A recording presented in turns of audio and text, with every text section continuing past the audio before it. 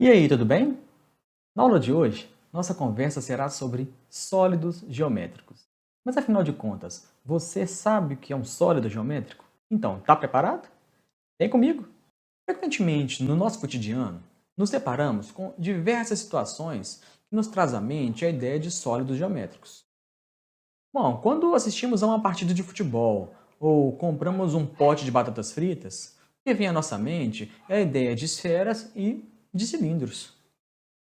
Mas quando a gente vai à praia e se esconde debaixo do guarda-sol, ou até mesmo no shopping e compramos uma casquinha de sorvete, o que vem em nosso pensamento sobre sólidos geométricos são os cones, né? Mas se alguém posta nas redes sociais a foto daquela viagem charmosa a Paris ou histórica ao Egito, não tem como pensar em outra coisa a não ser em pirâmides, né? Mas se a gente decide jogar aquele jogo de tabuleiro que contém dados, ou abrir uma caixa de bombons, não tem como não pensar em blocos retangulares, que também são chamados de paralelepípedos. Ou seja, eles estão por toda parte, trombando na gente em diversas situações. Mas o que são sólidos geométricos? Todos esses elementos tridimensionais que a gente falou até agora são sólidos geométricos. Aqui na nossa aula, a gente vai estudar apenas dois tipos de sólidos geométricos. Os poliedros, que possuem todas as partes da sua superfície planas, e os corpos redondos, que possuem pelo menos uma parte da sua superfície não plana. Dos objetos que a gente falou até agora, você tem condições de me informar quais deles são poliedros e quais são corpos redondos? Bom, os poliedros são o dado, a caixa, as pirâmides e os corpos redondos, a bola, o pote de batatas fritas, o guarda-chuva e as casquinhas de sorvete.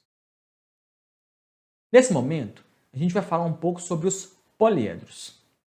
Bom, todos os poliedros possuem faces, vértices e arestas. Aqui temos um exemplo de poliedro. Esse poliedro é chamado de octaedro. Mais para frente, a gente vai falar um pouco sobre como são formados ou dados os nomes dos poliedros. As faces são essas superfícies planas. Os vértices, esses pontinhos, são os encontros de duas arestas, que são essas linhas ou segmentos. Um poliedro bastante especial é o bloco retangular, também chamado de paralelepípedo. No bloco retangular, todas as suas faces são retângulos e algumas das suas arestas são chamadas de comprimento, de largura e altura. Essas são as dimensões do bloco retangular. Se a gente quiser, a gente pode tentar desmontar esse bloco retangular. É o que a gente chama de planificação. Na planificação, a gente vai desfazendo o bloco retangular até ele chegar nessa situação aqui, olha, onde a gente consegue ver as faces. Essa aqui é uma face, essa aqui é outra face, essa aqui é uma terceira face, quarta, quinta, sexta face. Vamos ver uma animação da planificação do bloco retangular. Outro bloco retangular bastante interessante é o cubo.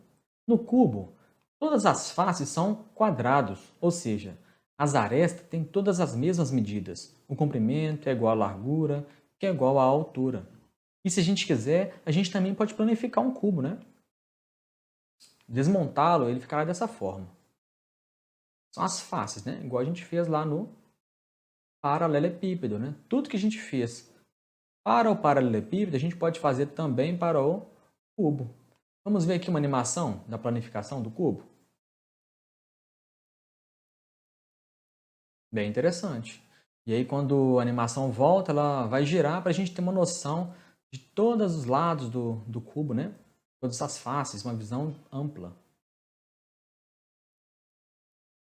Agora a gente vai falar um pouco sobre os prismas, que são aqueles poliedros que possuem duas faces chamadas de base. Essa aqui é uma base e aqui embaixo a gente vê uma outra base. Essas bases, elas estão em planos paralelos, planos que não se tocam de jeito nenhum. E se a gente quiser, a gente pode planificar também o prisma, né? essas faces de verde aqui são todas chamadas de faces laterais, né? Então aqui, face lateral, uma face lateral. E essa aqui é uma base, essa aqui é a outra base. Vamos ver a animação da planificação?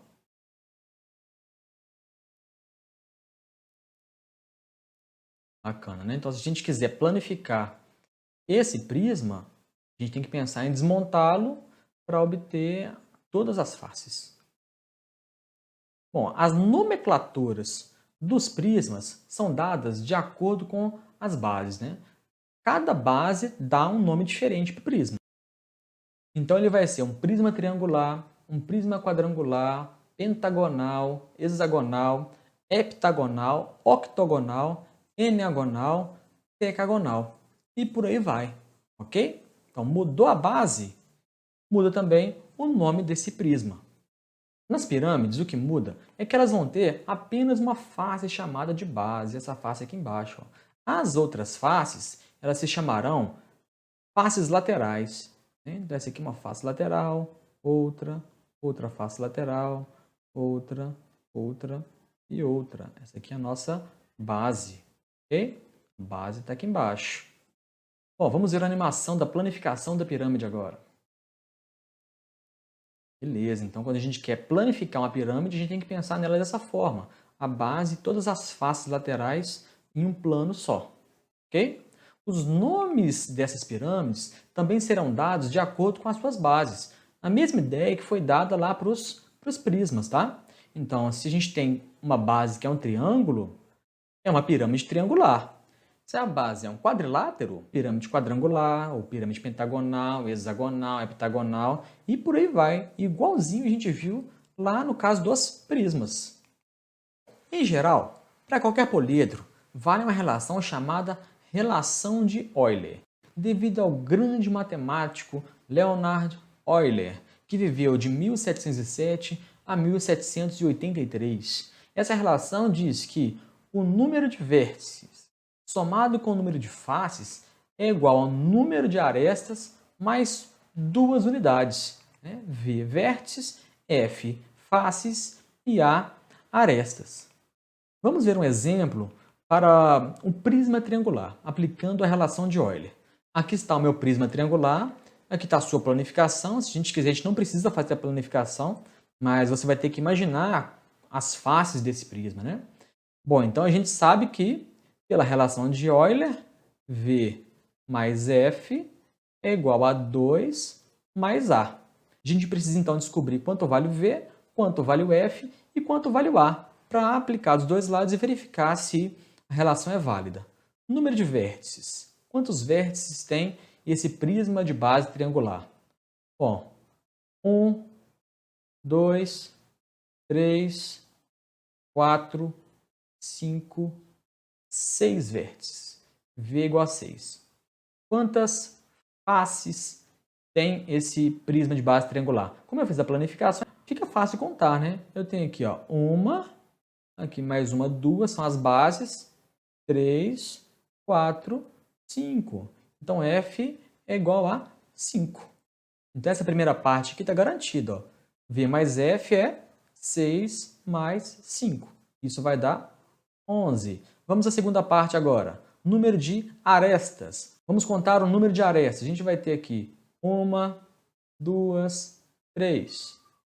4 lá atrás. 5, 6, 7, 8, 9.